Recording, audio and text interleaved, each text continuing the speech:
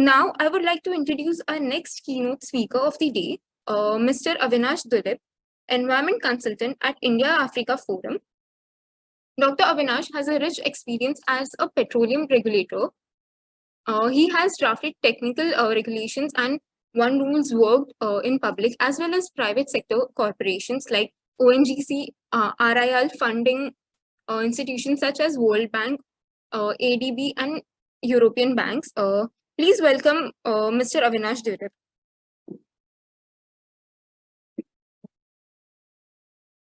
Thank you, Femi. Awinash ji? Yes, I'm there. Thank you. Thank you for being audible. here. Yes, you are. Yeah. Could you help me with the slides? Possibly you can look at it that way. Good morning, good afternoon, and good evening to everyone. It's been a very pleasant last 2 hours. I've had an amazing time talking and listening to the keynote speakers earlier on, especially Mr. Shekton from Melbourne. It's a great concept of green planning. In the city, it's a very complicated field, but the way you put it across makes it look very ideal, and I'm sure it has enlightened a lot of us. I've also heard about Paperman. I've never seen him, but I'm so happy to have met him in this particular forum and personally hear his story and his great achievements. Mr. Matthew, I'm really pleased. I must also say that I'm privileged at this point to associate with Envirocare. I actually heard about Envirocare 20 years ago, and when Dr. Nilesh was still working around, and since then, on and off, we've been together. So I want to personally thank Dr. Nilesh for giving me this opportunity today in particular, and also congratulate the EGA team. They've done a fabulous job in the last 1 month. I should say it's not an easy task to organize entries, participants, delegates, evaluation, and the support that you give to all the members. I must say that that has been a great work by all of you. I've also been given this very important topic, which is like climate change and corporate governance. And it's a great challenge for the industry in particular. For those stalwarts who have been in the industry for the last 25 years would know the journey that the corporates have taken over the years. I'm going to spend a few 2 or 3 slides basically recapping discussions about climate change over a period of 30 years, but just to give you a brief. And then look at how corporate governance has also evolved with time. And I'm sure a lot of you who have implemented sustainability reporting and the likes would appreciate the hard work that the industry has done over a period of time. Can I have the next slide, please?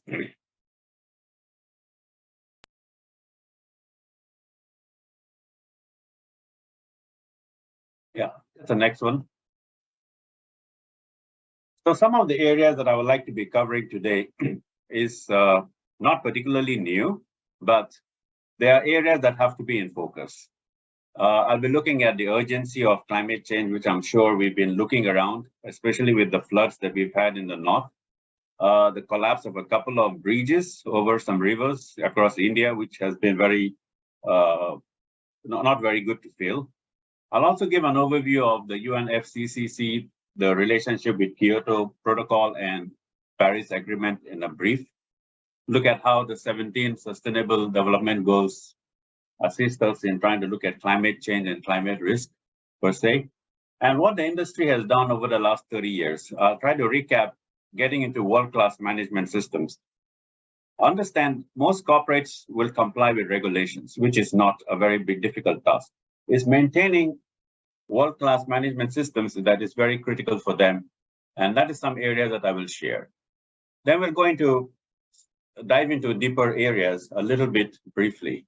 But before I start the real discussion today, there are a few things that I would like us to understand. Climate change is a nice word. We keep hearing it every day. But let's understand that it's now understood in the scientific community that climate change is primarily driven by human activities, particularly by burning fossil fuels and the release of greenhouse gases. So this phenomena has come to stay, and there have been a lot of discussions and reports on this particular aspect. The issue now is there's an accelerating impact of climate change that are becoming more evident and severe around the globe. And like Dr.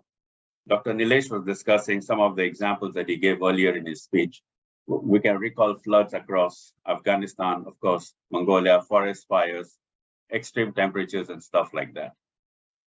At this point, the people representing many nations at the United Nations feel that we've reached a tipping point, and there is a need to check greenhouse gas emissions and try to restrict them. So there is this important phenomena that we are looking at.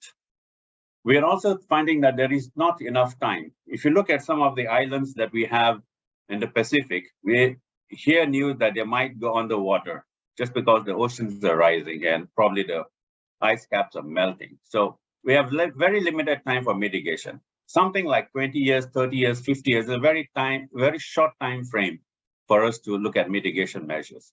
So there is an urgency. And when you hear developed countries talking about net zero by 2030, energy transition, understand that they are also on a very aggressive step.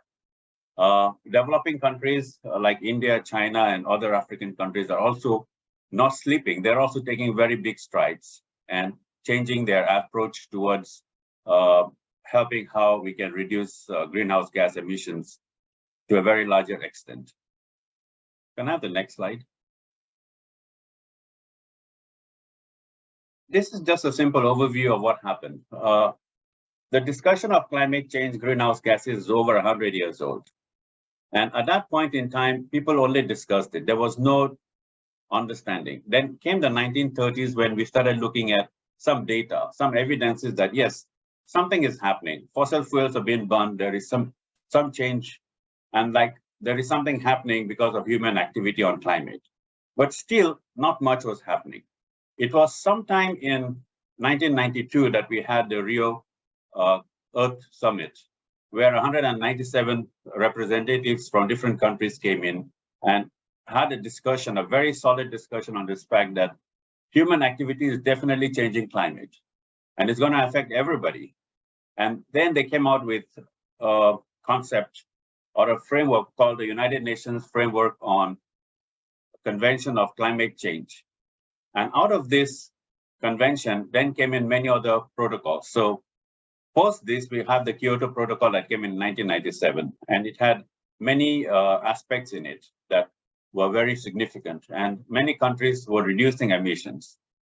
Some countries were giving a voluntary reduction, stuff like that. From the year 2000 to 2006, again, there was a lot of push on reducing greenhouse gases. We had the United Nations Global Compact or global reporting initiatives that took off, which we still use today for ESG and stuff like that. We had carbon disclosure projects. We had socially responsible investing, and then principles of responsible investing. So a lot of things triggered off in the last 10 years across the globe, just looking at this urgency of climate change. And then came in December 2015, we had representatives of the world meet in Paris, which we came to an agreement called the Paris Agreement, wherein at this point, the mandate was very simple. We need to limit global warming by at least 2 degrees centigrade, and even if better, by 1.5 degrees, by 2050. If we don't do that, we're going to have a catastrophe and stuff like that. So keeping this in mind, the Paris Agreement, every individual country that signed got NDCs associated with the Paris Agreement, which is basically a commitment that they're going to cut greenhouse gases or become net zero by 2050 or 2060 or by 2030. And India is a party to this. Can I have the next slide, please?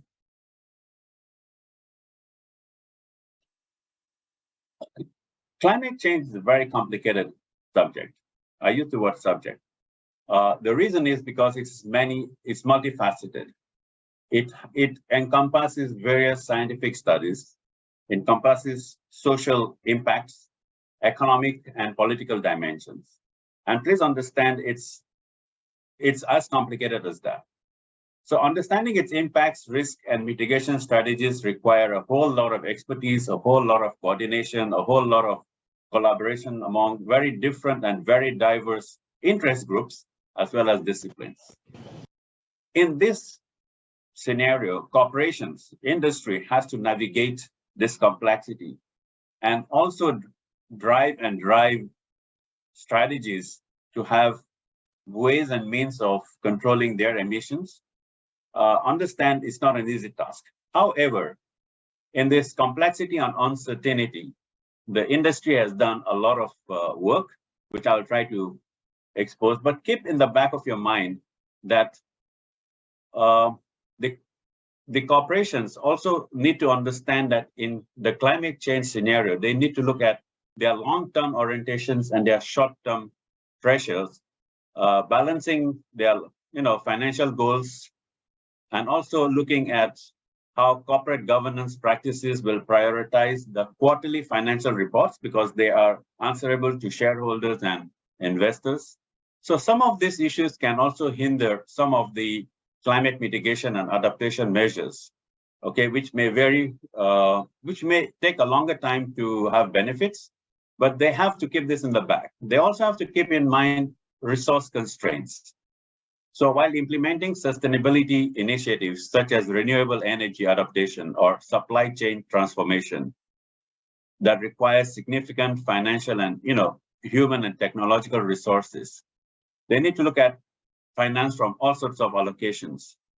And if you look at what is happening in resource constraints, we will realize that in India, we have this massive opportunity to go solar, to have alternative energy. But let us understand, solar panels and batteries are almost largely produced in China. And we may not really be having something that we make in India, except building things or assembling things. So there are so many challenges that we get into when we look at resource constraint. I was in Melbourne a few months ago, and there was this big discussion at the political level on ESGs, where they were indicating that what should Australia do, or what are the challenges Australia has for ESG vis-a-vis their net zero 2030 targets. And they realized that America has the ability to subsidize alternative and renewable energy to a massive extent, which means the cost of producing those renewable energies in America would be substantially lower.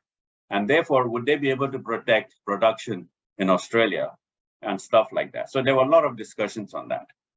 It affects individual corporations and companies because the cost factor is very important when they go for energy transition. There is a big debate between energy transition and carbon offset, all right? And the debate is good, it's bad, but there's a lot of good things happening both ways. The other thing that is happening in this complexity of climate change is the awareness of stakeholder engagement and alignment is increasing day by day. The stakeholders are now forcing companies and corporations to believe that they need to do something on climate. However, the stakeholders come from a very diverse view, and they may have very different levels of climate awareness. So some could be as simple as looking for jobs. Some could be genuinely looking at net carbon or alternative fossil fuel motives. There is also this issue of transitional risk and technological changes that takes place all the time. So for industries that are heavily dependent on fossil fuels, such as energy, transportation, and manufacturing, will face a lot of difficulty when they go into decarbonizing their operations and the supply chain. We're looking in India as a substitute for hydrogen without really understanding what hydrogen is. Using hydrogen fuel also encompasses a lot of water requirements. What kind of water requirements are we talking about? What kind of technologies do we really have? So these transitional risk and technological challenges will remain with the corporations. So understand, India does want to go for decarbonization in a massive way. There's a big project. corporations want to participate, but in view of transitional risk from fossil fuels to newer type of cleaner technologies to decarbonizing, they would face technological challenges. IP, patent, patent rights, how much information will be given or shared, and stuff like that. So that is one area that we need to see. The other thing in the complexity is also the supply chain issues that we will see. And that is very, very critical, especially when you look at sourcing from countries like China. And though the world is saying that India should be a manufacturing hub, it's going to take time. So those challenges will be there for a long, long time when you look at decarbonization. Regulatory and policy framework. Well, India is lucky, and I should say we are very lucky because we are aggressive. We are changing rules and regulations, or rather enhancing rules and regulations to enable decarbonization. I think recently we passed the green bonds or the green credits, okay, which is a very great forward step. We've also had massive plans on using hydrogen and alternative energy and clean energy in a massive way. So policies do play a critical role. You see the evidence of electric vehicles or batteries now in India. It's phenomenal. We only need to understand that at the end of the pipe, which means when the life of the battery is over or when the life of the solar panel is over, what happens? So the regulatory framework there is going to be very critical, okay, which will also affect the corporates. Over a period of time, measurements and reporting of greenhouse gases have improved. So there are better ways and better techniques that have occurred over time, and they are very good and progressive. Can I have the next slide, please? Just to recap, keeping this in the back of our minds, we all are aligned to the 17 United Nations Sustainable Development Goals. But we need to understand that these goals are nothing but a call for actions by all countries, whether they are rich countries, poor countries, or medium-income countries. The whole idea of these SDG goals is to promote prosperity and protect the planet. And out of the 17 goals, the number 13, which is climate action, calls to combat climate change and its impacts. But in all, all the goals influence climate change and vice versa. So if you look at some little progress on, say, climate action without accelerating achievement of goal 7, which is affordable and clean energy, we will realize that we may not be able to achieve goal 13, which is climate action. So transition or energy transition is very critical here. Goal 12, which is responsible consumption and production. This is another very critical area. With the amount of population that the world is envisaging and we're looking at prosperity. This concept of goal 13 on responsible consumption and production, it's not only related to the industry or the corporates, it's also related to people. And we need to understand this part of it. If you look at climate solutions that can support these goals, such as through a transition to a renewable energy, which is centered on providing decent work, or the focus of, say, goal number 8, which is decent work and economics, we will see that it's also necessary that we need to go through that. We also need to look at developing resilient infrastructure under goal 9. Without industry, innovation, and infrastructure, we may not be able to achieve climate action. So the whole idea of having the United Nations sustainable goals is to see that we are able to prosper and also protect the planet itself. Can I have the next slide, please? Yeah. So for all the stalwarts who are in this particular August gathering, I must say that you all know the industry has taken strides and hard work over the last 30 years or 40 years to go through this process of moving in from what we call crisis management to a center of certainty, excellence, and sustainability. It has taken a whole lot of time. And how we have done that is basically by not only complying to laws and regulations, but going beyond compliance or regulations to responsible care, where every corporation is responsible to take care of its products, to see that it does endanger society, communities, and is not hazardous to people, and also protect the environment. The industry has also been using its own standards, whether they are ASTM, ANSA, NFPA, EPA, and there are several other standards. The reason I wrote these standards here is to say that the corporates also look at standards, and these standards guide them in their design, in making them flawless, making them high quality and stuff like that.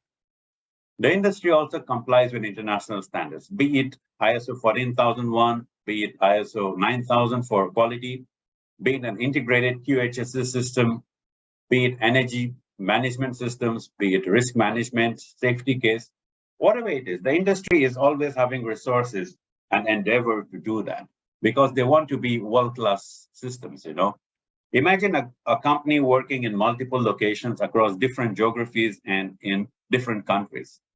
It's difficult for them to monitor every regulation. I've had the privilege to work in 20 regulations or 20 countries with different regulations. And it's very difficult to, some countries are over-regulated, some countries are under-regulated, some countries have no regulation at all. And you as a corporate have to ensure that you have this world-class management that gives you superiority beyond compliance to do better things. Apart from this, we also have voluntary codes and standards, which is something that the law doesn't enforce you to do. However, investors may voluntarily ask you to ensure that you have GRI or Global Reporting Initiative or Sustainability Reporting or CSR. Now, CSR in India is a very big venture. And I should say it's a very great approach of companies to participate. Today, we have ESG now almost mandated in a lot of companies. And even those that are not mandated are voluntarily trying to do that. And I think it's a great thing to understand what their ESG profile is. I wouldn't say rating, just their profile. It's a good endeavor. The 70 participants that participated in this particular activity, should say that each one had a great endeavor on ESG. And some companies have done extremely well because they had the resources, but the individuals that had done whatever they've done also done it with a lot of passion. And I'm very surprised with the kind of passion that they've had. So I'm keeping this perspective in the back of your mind that the industry over the decades have grown, have accelerated in terms of management systems, have perfected and dovetailed some of the best practices the world has.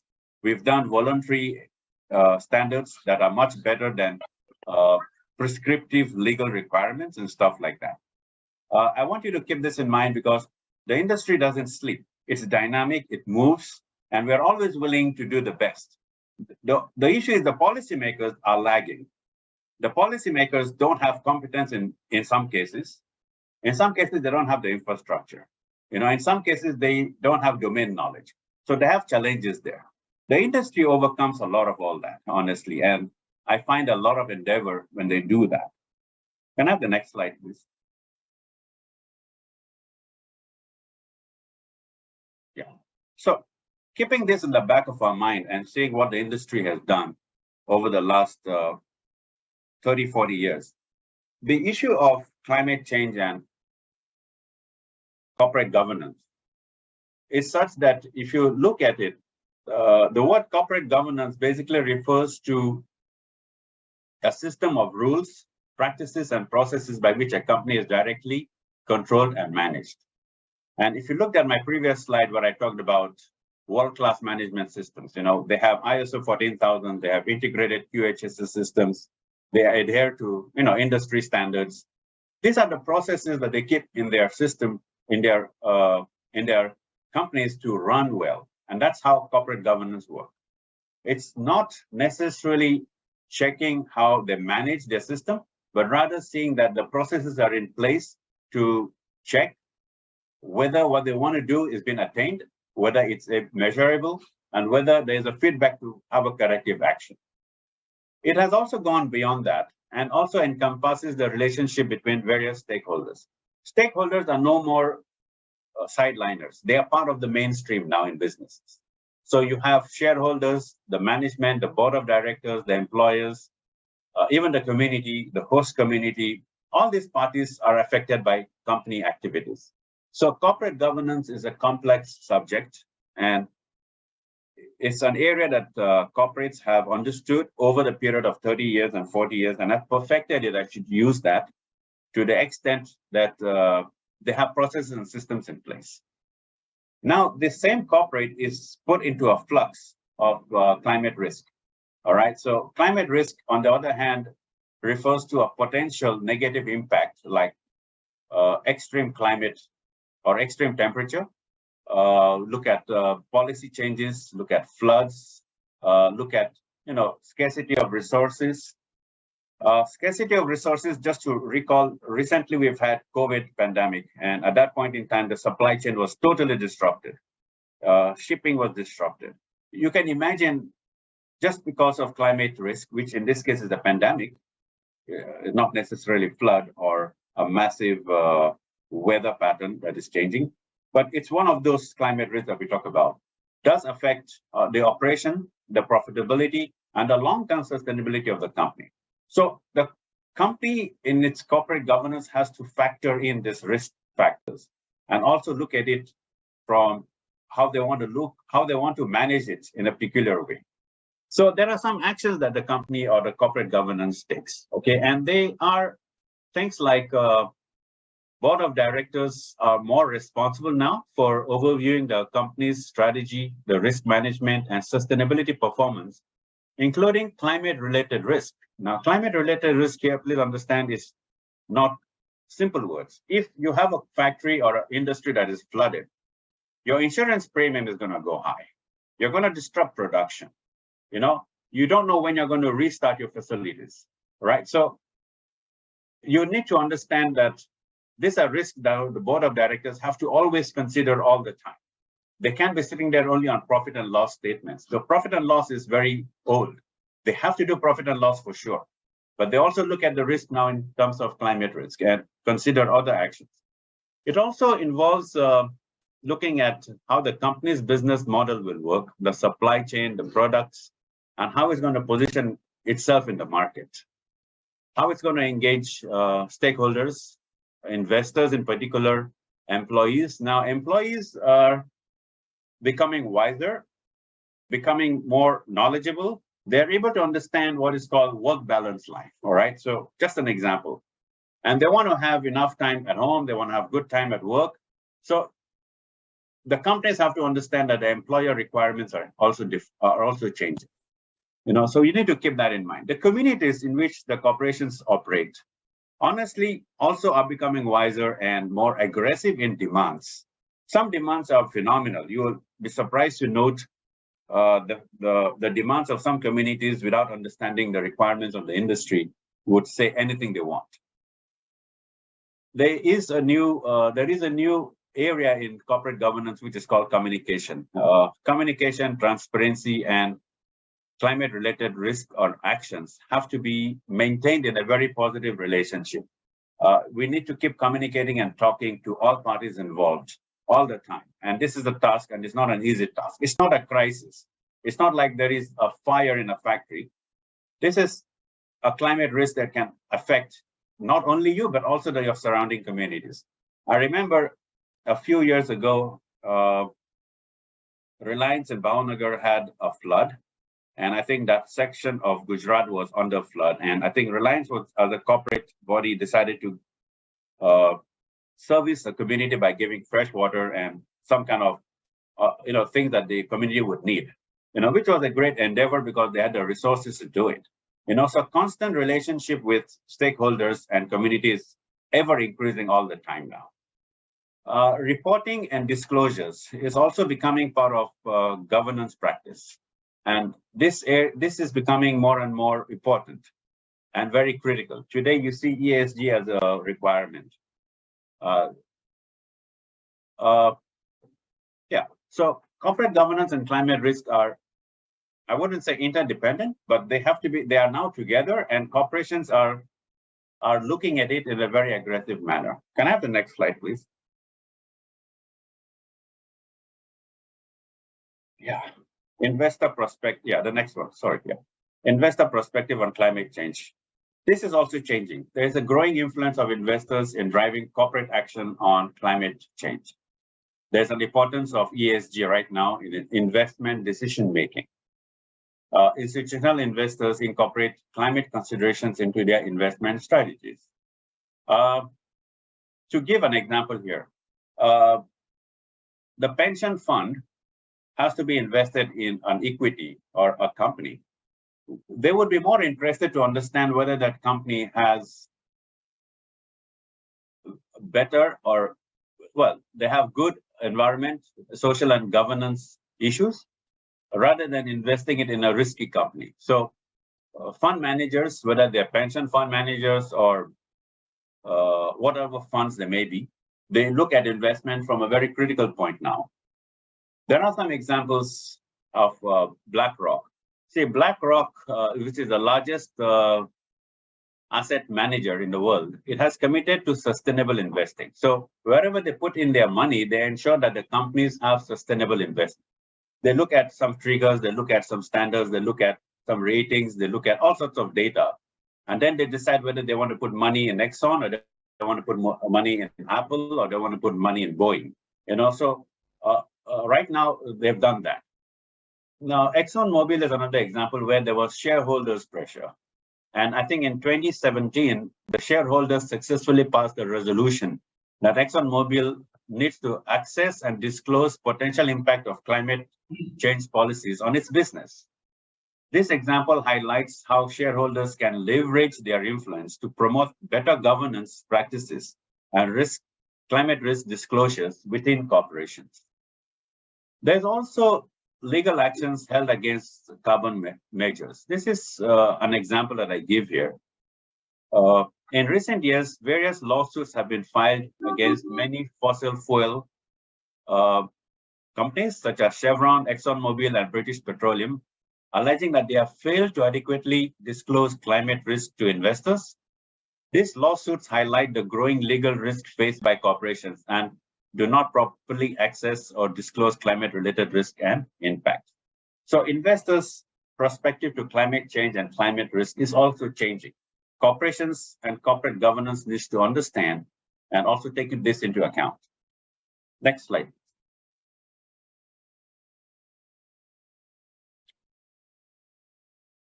So with this pressure of shareholders, investors, corporate governance, and climate risk coming into place, companies want to have climate-related disclosure and reporting.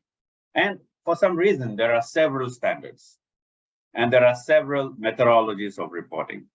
However, it appears the world is now trying to understand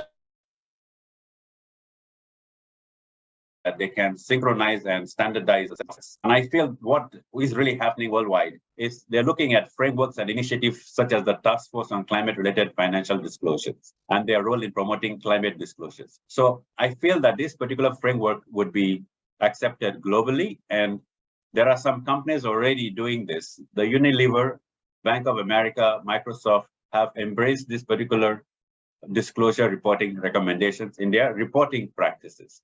And this will keep changing, or rather increasing with time. Can I have a next slide? There are some examples about best practices and case studies that demonstrate how effective climate strategies are demonstrated and how they have demonstrated corporate governance. There are successful initiatives such as renewable energy adaptation, supply chain sustainability, and circular economy practices. These have also had positive impacts on the initiatives, both in the environment, the community, and long-term business resilience. There are two examples I have in mind. One is the Tesla impact on the automotive industry. I want us to take a minute to understand what it really means. In the age of climate crisis, in the age of corporate governance requirements, in the age of climate risk that is there all the time, we find that Tesla has changed the approach towards automobile industry. So they have disrupted the traditional automobile industry. They have successfully promoted electric cars and sustainable transportation. which has brought in many more technologies, whether we call it drones, we call it battery operated vehicles, or we call it scooters, or we call it skateboards, whatever method it is. Tesla, because of their innovation and electric vehicles, have brought in a whole new concept of sustainable transportation and mobility. And this has disrupted the old ways of doing things. We also have Tesla's commitment to transparency, including their public disclosure of patents, which is very unique, and in the participation in the TCFD framework. Another example is Walmart's project Gigaton on sustainability. This is amazing and fabulous.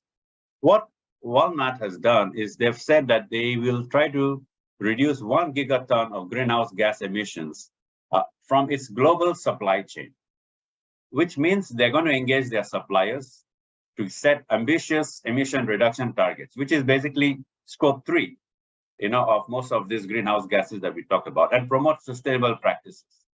Illustrate positive impacts of Walmart's initiative, also reducing emissions, cost savings, and improve supplier relationships. Can I have the next slide? The next slide is probably my last slide, and the corporates also go through a lot of collaboration. We have industry associations, we have industry associations and forums where we discuss. There are a lot of conferences. What happens is this collaboration is very important because you need to have corporations, governments, civil society, academics to come and discuss climate change, come and discuss the effects of climate risk. And we need to collaborate on finding better and innovative methods of doing things. So there are benefits of forming partnerships and engaging collective action to achieve meaningful and scalable solutions. One example, I'm sure there are several examples in the world, is something we call the RE100 initiative, which is basically a collaborative effort among influential companies committed to sourcing 100% renewable electricity. And companies like Google, Apple, and IKEA have made significant progress in transition to renewable energy, which means they're cutting off total fossil fuels and having net zero by going into renewable energy, and they're doing it collaboratively and in partnership. This initiative demonstrates the power of collaboration in driving corporate climate action and the benefit of corporate renewable energy procurement. It's critical that in India and in many countries, we need to look at partnership and collaboration, especially when we look at climate solutions and climate adaptations. With this, I probably come to the last slide. Can I have the last one? And just to give you a recap of what we've gone through, I'm sure there are several other topics like energy transition, carbon offsets, and many other areas, hydrogen and new fuels and new technology that we keep talking. Corporate governance and the risk associated, there's a lot of work being done, and that's what I try to disclose with you. With this view, I would like to thank everyone out there for patiently hearing me, and I wish all of you all the best. Thank you so much.